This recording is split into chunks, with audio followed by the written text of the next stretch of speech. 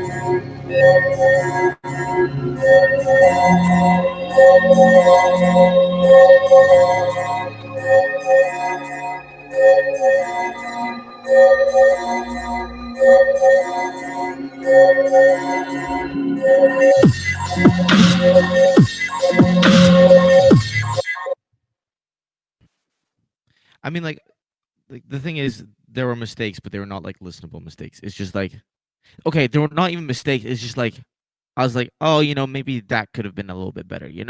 It's like the small things that was to me was like, I could have done that and do it better. But yeah, like I mean, whatever, close enough. I mean, still got views and like a pretty good placement, so not gonna complain. KBA, that's me. Yeah, it's me. Well, this is actually confusing to a lot of people because I am Danish. Like my parents are Danish, but I'm living in the Netherlands. So I just say I'm from both countries because I mean I have a passport from one and I have residence in the other. So it's a bit strange. But yeah, just I consider myself Danish. So yeah, from Denmark because I have residence in the Netherlands. So yeah, I mean I don't speak the language, but I'm still part of the community, and I've still met all the guys and girls, and been around the community in that sense. So yeah, like, and they let me participate mainly because of that. Yeah, like they don't take it that strictly on who can participate and who can't participate. Um, it's definitely. I mean, obviously the level of the champs is high, but it's still very relaxed and just easygoing, if that makes sense. Yeah, so I speak English and Danish, like they're both my mother tongue essentially. Like, because I've been speaking English for like my entire life, and I mean I speak English at my workplace to all my friends. I speak Danish to my family, and I've been doing so since I was a child, like since I was a kid. So yeah, I speak both of those fluently. Um, I also lived in what's it called, Sweden, for a couple of years back. So I used to know Swedish. I haven't used it in a while, and I don't intend to use it. Um, so so yeah, I mean, I guess I can speak that sort of. And also, I learned like Spanish in school, but I don't know. I don't really count that. Yeah, I mean, it's not really that deep. My name is Casper Anderson. My full initials is KBA. I usually keep my middle name secret for like privacy reasons and whatnot. But yeah, so it's just pretty uncreative. I just took all my all my initials and just like mashed them together and called it a stage name. Have you heard my loop station rendition of Crab Rave? Yeah, well anyway, it's because I covered Crab Rave, and pretty much whenever I host a tournament in between the eliminations and the battles, I like always drop Crab Rave.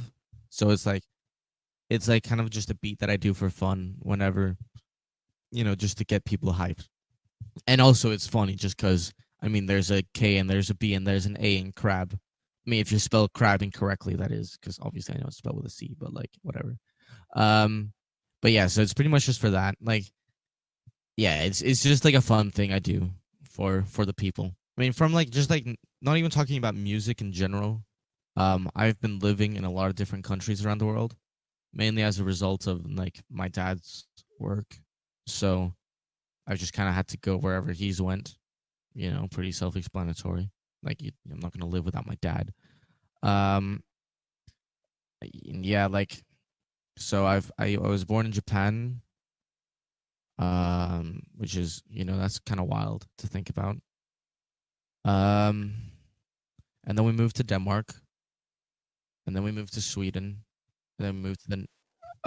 I think a few people do, but it's not something that naturally comes up in conversation that often. So it's like, I mean, obviously for the purposes of like an interview, like it's pretty big part of me, Um, but it's not something that I often go talk about. But if people ask me, like, yeah, I've lived in a couple of countries, and I've always went to like international schools, which is why I speak English fluently. Um, and yeah, like, I mean, but I still consider myself Danish because I go back to visit pretty much every summer, with this summer pretty much being the exception as a result of Corona. Um, and yeah, well, I mean, I went to visit for a couple of days, but not for an extended period.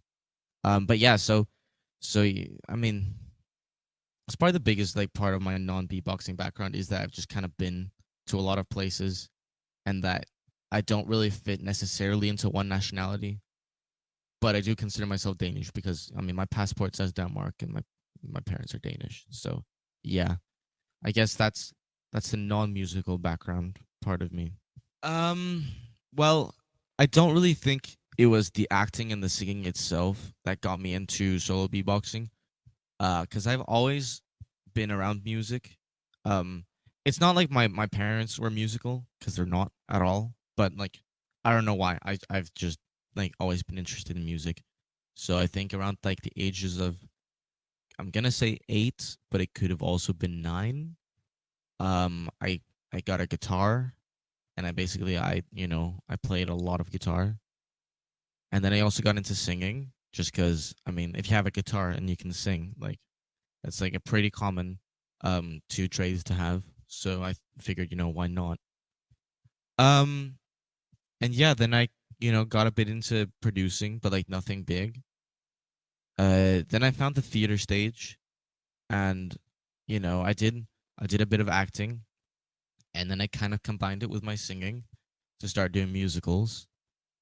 Um so like I don't know, what have I like I don't know what musicals um I've done that, but I've done Footloose, um In the Heights, Lin Manuel Miranda. Uh and then I also did The Music Man, which has a barbershop quartet in it. Um which is why I kind of got into that part. And especially that part really taught me how to harmonize, and like uh also give me like a bigger feel of like chord progressions and note progressions, just because it's probably the most musically complex thing I've ever done. Um, because I was the well, actually, I was the lead, so I didn't have it that difficult. But you still have to stand out. Um, like you still have to make your voice prominent. Um, so that was definitely like a very um defining part of me, as in like becoming a vocal performer. But that was just more the singing. I think beatboxing I've just kind of always like known slash seen, like because there's been a couple of beatboxers on like talent shows that I watched, like Denmark's Got Talent, like Thorson's been on. So I was like, oh, that's Thorson. He's doing some mouth sounds that sound pretty cool. So I was like, I was never like, I was always kind of intrigued by it, and then I saw like LM and Napalm, um, Reaps One, like all the really old school guys, and I was like, I've always been kind of intrigued by it, but I never really got into like the heavy stuff. Like I kind of mixed around with the simple snares and kicks and hi hats, but I never really got into like proper solo beatboxing, if that makes sense. Well, yeah, I don't really do much solo tag teaming because I don't do much solo in general. So I think I'll just tackle that with loops. So yeah, I mean, my looping background is just the 505. Like that is that like I got the 505. Um, because I figured, I'm not gonna half-ass this. Like if I'm doing it, I'm gonna do it, and if it doesn't work out, I'll sell it again, like and figure out what happens. Um, but I think my main looping background actually comes from obviously from the fact that I knew a bit of beatboxing. Like I'm not terrible with my snares and my kicks. Um and I've also always been like, maybe not the most technically good singer, but I know how harmonies work, and I know how music works. So I have those two elements. And then I've also been, working with producing, which is probably the element that's helped me the most in loops, is the fact that I knew how to like how the technological aspect behind music. Um, so yeah, I would say like those three elements. I was like, I think I'll be able to pull this off. Um, Maybe I won't. We'll see. We'll figure it out. But yeah, so I got the 505. And at the time, my mom was telling me that it was like a terrible decision. Like, don't get it. Like, it's expensive. Like, what are you doing?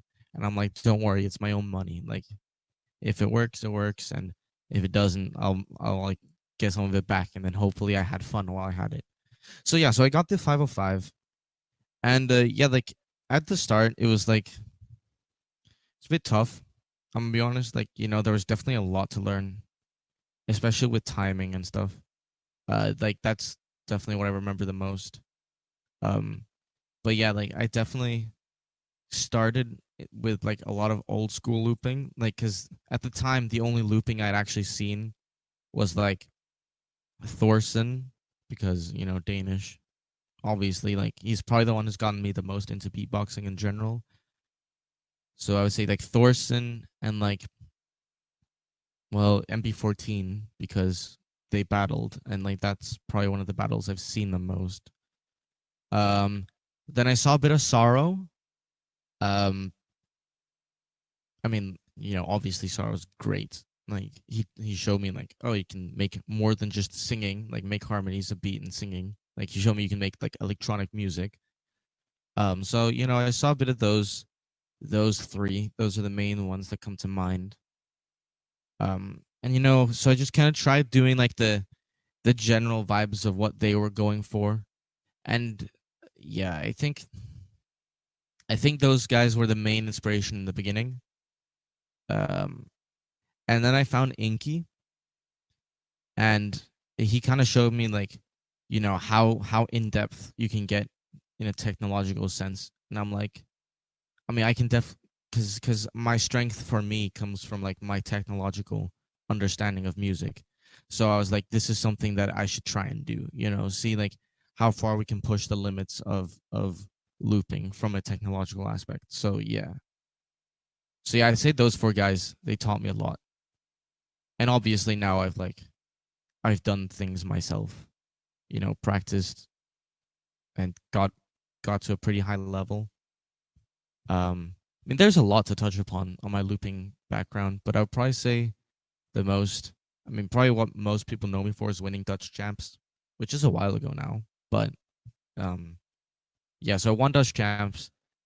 That was also my first time performing with a loop station live, and that was definitely like really terrifying, especially because I look up and like Bart and Footbox and Supernova and Ibarra and Voxel, who've been in the game for like over 5+ years, all just watching me, and I'm there with like 7 months, if that, of experience, and trying to see like, okay, like I gotta do some looping now, and they gotta judge me. So yeah, that was definitely really intense, but it also like made me learn the community to a degree that I haven't before. So that was definitely um really fun, and also I learned so much from that. So yeah, and then obviously then GBB online, uh, you know, there's not much to say there. I mean, I did an elim, and it was pretty cool. And now I'm on Swiss Beatbox, so that's pretty cool. Um, yeah, I mean, yeah, like not much has happened yet, but hopefully a lot will happen in the future. So my loop style, um, fuck, um, it really depends. Yeah, I mean, I do think it's taken me a while to develop, and I think it's also gone a lot of places. But I think at the moment, it's I would consider it like atmospheric. I would be like the general word I would consider would put on my style as is atmosphere. I don't tend to go for like, oh, musicality or technicality. Like I just wanna make songs, basically. Like that's what I would consider my style. I mean, like I was working on this like literally right before we were starting the interview. Like this is, for example, like something like this.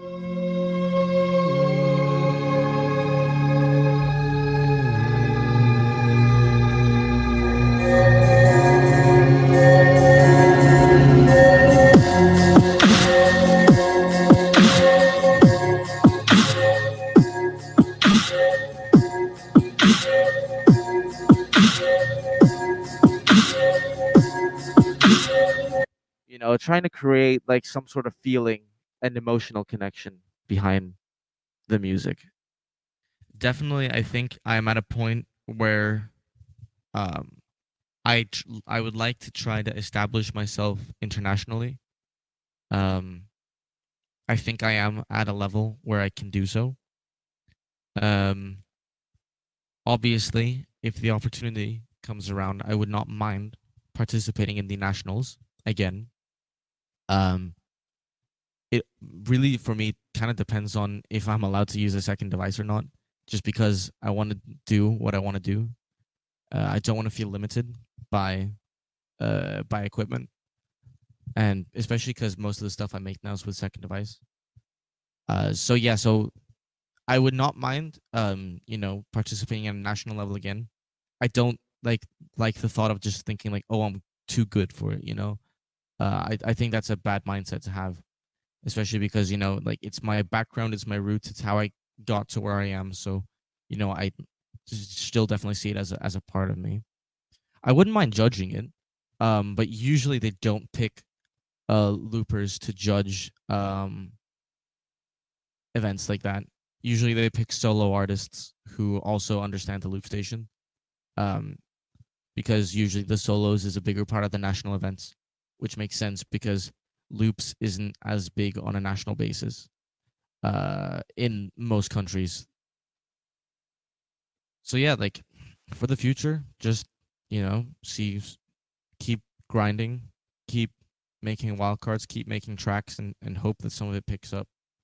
There's obviously a lot of like known devices, and I think generally the reason why the devices are known is either A, because they've been around for a while, so they've kind of garnered a reputation, like think of, I mean, for example, the people using a 505 as a second device, like it's been there, it's going to be around for a long while, and people know of it. Kind of the same as like the Chaos Pad, it's been there, like people know of it, so you can just kind of slap that onto your loop station. So yeah, like those are that's one reason why I think some devices are famous. The other is as a result of other famous beatboxers using the device. For example, like Inky with a Helix floor. Um, Obviously, it's how to explain. When you see someone like Inky doing what Inky did at GBB, and let's be honest, it sounds like legitimate electronic music. It doesn't sound like beatboxing. It just sounds like straight up music. You think, yeah, I want to do that. Like that's pretty cool. That I wouldn't mind doing something like that. Um, and then as a result of that, people get that device. Um, so I think those are the two reasons why devices get famous. Um, the reason why my device isn't famous is because it doesn't have either of those two things, in my opinion. It's been around for less than a year, so I got it like after 3 months of release. And it's not being produced by a very famous company either, so it doesn't really have like any big name publicity. And also, there's no famous beatboxers using it. Like the most famous one using this device is me. Um, Also, I guarantee you, I'm the only one using it, at least of right now. Well, first of all, I don't want to be like anyone else, and like that is something like that really kind of spearheads a lot of what I do. Is just make sure that you're being yourself, even if even if like what you do and what you want to do is similar to what others do. Still do what you want to do. Like that doesn't make it less original, in my opinion. So yeah, so I was like, like this thing has effects and capabilities that I think would suit my style well. Um, so I did a lot of research. I think I did like well over like 2 weeks of intense research to make sure I got the right device. And I asked questions to pretty much every single second device company, if you want to call it that, producers, makers of these devices, to make sure I got the right thing. And what I ended up getting was something that not many people had touched upon. So it was just kind of a coincidence, if I'm honest. Uh, I mean, it's nice to have something that no one else has, but it's not really why I have the device. I'm not doing any official teaching right now, but I do know that a lot of people come to me for feedback on their loops because I have both the musical and the technological understanding behind a lot of music. It's not me trying to flex. Like it's just like I've just done those things. So yeah, so I kind of understand that. So I like to teach people unofficially, I guess. Like, if you come to me for feedback, I'll be honest with you, because that's how we improve. So in that sense, I do teaching like that. I don't officially teach. Um, if people come and ask me, for lessons, provided there's a little bit of payment involved, I wouldn't mind, teaching. Um, I have been asked if I wanted to teach for free, and I said no. I got stuff to do. Sorry. Um, yeah, and I mean, like, yeah, I mean, I guess if in the future I would end up kind of teaching people, I wouldn't actually mind that. Maybe not necessarily teaching, but just kind of showing people what there is to do. Um, to like give people the options of like what you can do with your voice and how big vocal music and production actually can get. I wouldn't mind showing people that. Um, like I think it would definitely be fun to like do some educational live performances. Um, sort of like in a TED Talk vibe. I don't think I'm at the level where I would do that, but it would definitely be fun to kind of show what's capable and what you can do. I mean, I don't know. Like, it really depends because the thing is, um, obviously, I also started with no device, and I know how to loop with one device with just the loop station. Um, but the thing is, like, I think the reason why we always think of like, oh, only use like the loop station is because of like as a result of competition. Like it's a result of, oh, like for competitions you use the 505, you don't use anything else. I mean, that's changing now, but that was kind of the vibe, use the 505. um but now, like, I mean, so many loopers that don't do competitions. I'm thinking like Beardy Man, Beardy Man, Tom Thumb, Gene, like all these guys, they have a lot of devices, and they show that's still all human voice. Like that's still just them like making live music. Um, so I think, yeah, I mean, it really depends. Because in life, in real life, when you're making music, you don't need the minimalistic approach that competitions have. And therefore, even like Frosty and I, we do what we do, and we have the equipment we have because it's what's competitively viable.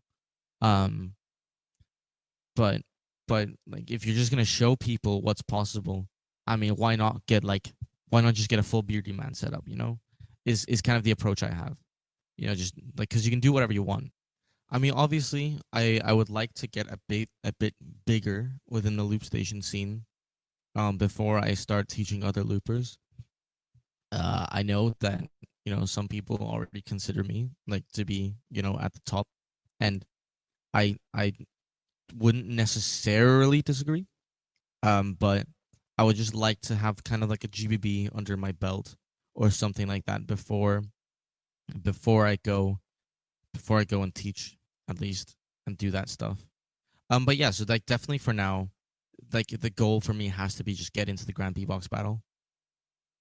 Because I mean everyone knows it is the biggest beatboxing competition, at least for loopers. I mean, I don't know what's happening with actual world champs anymore, but um, I guess we'll see. So yeah, it's like definitely like GBB has to be the goal. But I also want to just do a lot of music outside of beatboxing. I kind of want to see how I can integrate the pathways of the beatboxing community to the actual producing music community. And see how I can kind of find a space in there, because I think both communities right now are quite saturated. There's a lot of producers, there's a lot of loopers. You're gonna have to work really hard to stand out. Um, but kind of finding somewhere in between, seeing what you can do in that gap is kind of what intrigues me, which is definitely like the end goal is to be at that level. Yeah, I think pancakes definitely. There's a few loopers who like I see them at their GBB, and I think you're just way ahead of your time. Um, and Pancakes was one of them. And honestly, I think that's why he didn't win in 2015 was because it's like how are the judges even meant to judge something they don't understand, you know? In the same way that how are you meant to judge Inky when you don't know half of what he's doing, you know? I mean, like now we're beginning to understand what Inky's doing, so like we can kind of get there, but yeah, I mean, I think there's consistently steps being made within the looping community, and I mean, like honestly, we're at a point now where like we're just making music. Like it's just 3 minutes of actual just music. And when you get to that level, it's like, how do you improve? You know, like how do you improve? We are at music. Like that was always kind of the goal. I don't really see how we can get further from that. And that's why these next 3 to 4 definitely a change that I think kind of needs to be made because the rules that were made for looping was when looping started. When 3 minutes almost felt like, oh damn, I gotta fill out 3 minutes. But now it's like, how the hell do I fit an entire piece into 3 minutes? You know, like the last piece I made, the last piece I made, like there's a lot more handwork involved in looping now. I feel. Um, as a result of like obviously the sounds we use are more diversified, not necessarily in like what we do with like our voice, but in a sense of what we do with the effects we're given, because we've kind of, I mean, I think the effects were always there, but we've kind of begun to understand just how we can use those effects. And I mean, like, there's like for every single beat I make, like the effects involved, I have to switch them like really quickly every single time. And even then, I don't get the full layering that I always want that I can get from a 4 or a 5 minute beat. Um, and I mean, just also just in general, when you think about it, like a real song that you hear on the radio or on Spotify is sometimes 3 minutes, but generally it's 4 minutes, sometimes five, depends. Um, and they don't have to set anything up. They like everything is. I mean, obviously everything's playback there because that's how a song works. But when you make live music, you're having to do everything that they do playback, but you have to do it live, and also you're generally provided less time. So it's very difficult to kind of reach that level of music that you want to be at with the time space given, in my opinion. I'll do some shout outs before I drop a beat. So yeah, shout out to my boy Milz for the interview. Um, and shout out to my friends. Uh, if you're my friend, there's a lot of you, so like obviously if you're my friend, I like you. Um, uh, yeah, just shout out to everyone who listens to my music, not as a result of pity, but as a result of enjoyment. Um, and yeah, that's about it. Cool. Yeah, I could drop a beat. Um, yeah, let me just see. I might. The thing is, obviously, Discord does not have stereo sound, which is a bit sad. So, but all my things involve a lot of stereo. But what I think I'll do is I'll drop my online worlds wildcard if I remember how to do that.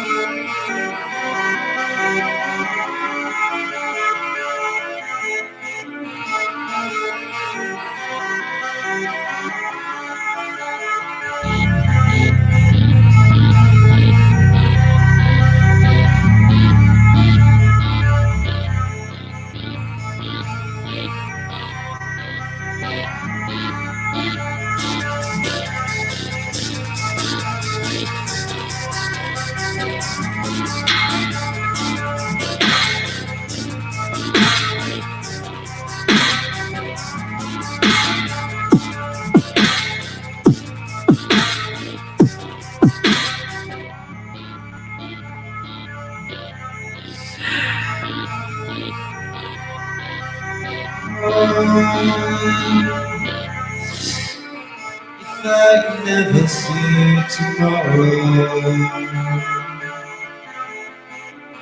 will you visit me tonight? If I take back all the sorrow, will you see me one last time?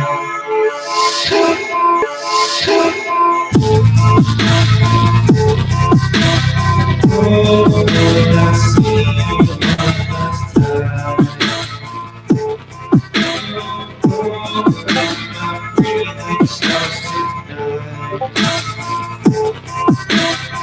Oh, my breathing stops tonight.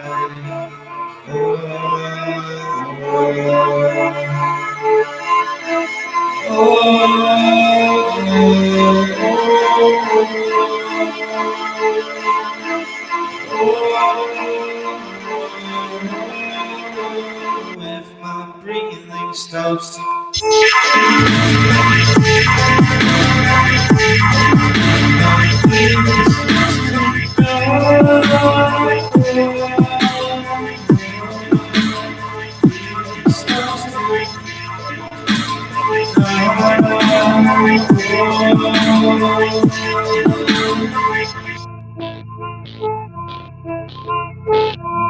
if my breathing stops tonight,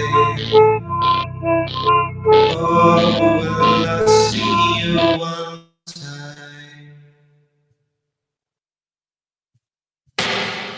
Yeah, there it is, my friends.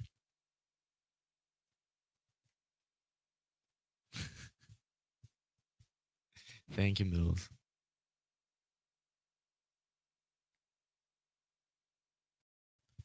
Goodbye. KBA. I mean, to be honest, I don't really say any of them. Like, I mean, I suppose I say Esh more than I say Smask.